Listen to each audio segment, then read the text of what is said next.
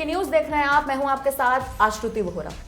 जब से राजस्थान में बीजेपी की सरकार सत्ता में आई है, तब से ही राजस्थान राज्य में कई बदलाव देखने को मिल रहे हैं।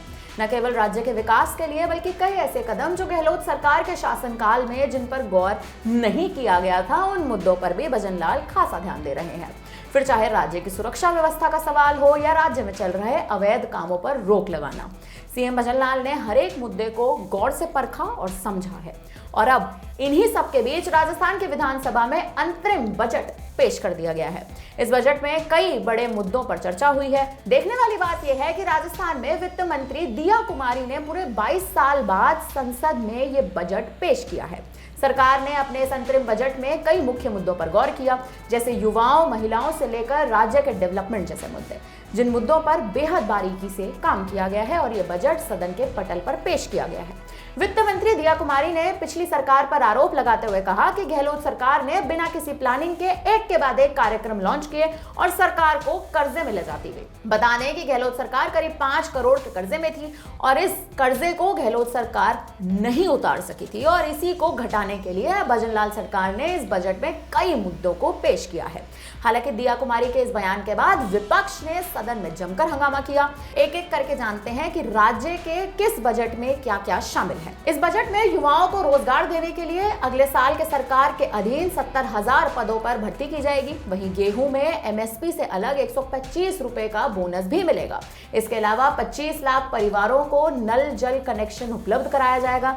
वहीं पीएम किसान सम्मान योजना के तहत दी जाने वाली आर्थिक मदद को 6,000 से बढ़ाकर 8,000 कर दिया जाएगा। पीएम किसान सम्मान निधि योजना के अंतर्गत किसानों के लिए देय वित्तीय सहायता को प्रति परिवार 6,000 से बढ़ाकर 8,000 रुपये वार्षिक करने की घोषणा की है।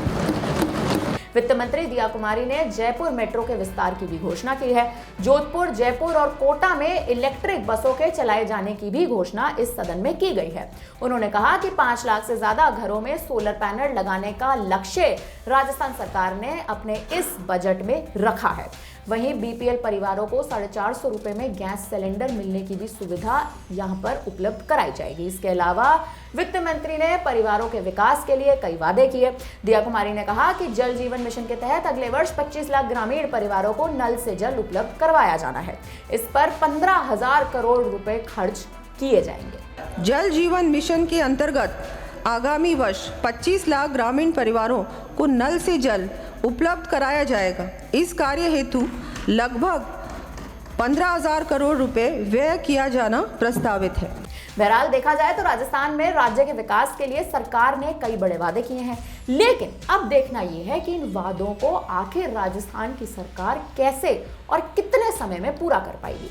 और उससे भी बड़ा और अहम सवाल यह है कि जो कर्ज गहलोत सरकार के समय से चलता आ रहा है, जो कि 5 करोड़ से भी ज्यादा है, उसे कम करने के लिए आखिर क्या कदम भजनलाल की सरकार उठाने जा रही है। देखा जाए तो अशोक गहलोत के समय पे, जब अशोक गहलोत मुख्यमंत्री थे, तब उन्होंने जनता से कई वादे किए थे, लेकिन उन वादों का देखा जाए तो 10% भी पूरा नहीं करा गया, जिसके चलते गहलोत सरकार का शासनकाल खत्म हो गया और भजनलाल को मुख्यमंत्री के पद पर नियुक्त कर लिया गया।